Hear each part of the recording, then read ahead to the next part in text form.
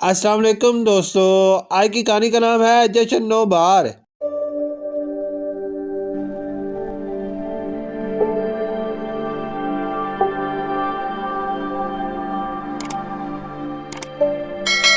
ٹھنڈی ٹھنڈی ہوائیں چل رہی تھی۔ بہار کا موسم وادی نو بہار میں خوشی کا پیغام لایا تھا۔ جنگل کا بادشاہ کافی عرصے بیمار رہنے کے بعد صحت یاب ہوا۔ سارے جانور اسے صحت مند دیکھ کر خوش تھے۔ شیر نے دھاڑ کر اپنی صحت یابی کا اعلان کیا۔ اسی خوشی میں جشن منانے کی تیاریاں ہو رہی تھی۔ جشن کی صبح کا آغاز پرندوں نے اپنی سریلے گیت سے کیا، پھر مور نے اپنے خوبصورت ناچ سے سب کا دل لبھایا۔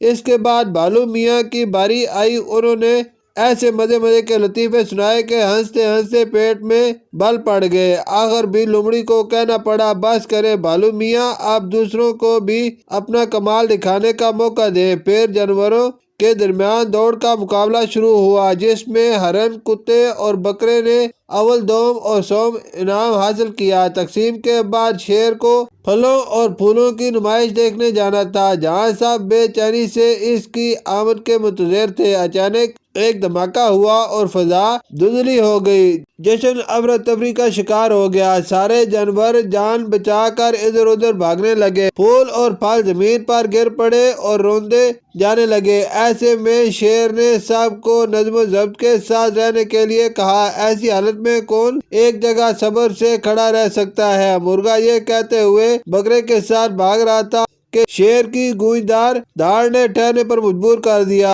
فضا میں دھند لائٹ کم ہوئی تو منظر صاف ہونے لگا۔ شیر نے ارد گرد نظر دوڑائی تو منکو بندر زخمی حالت میں پڑا نظر آیا۔ اس کے ساتھ ہی سدا بہار کا پودا جھلسا ہوا تھا۔ شیر نے حکیم گیدڑ کو ان کی مرہم پٹی کے لیے کہا۔ سب ہی دھماکے پر حیران پریشان تھے۔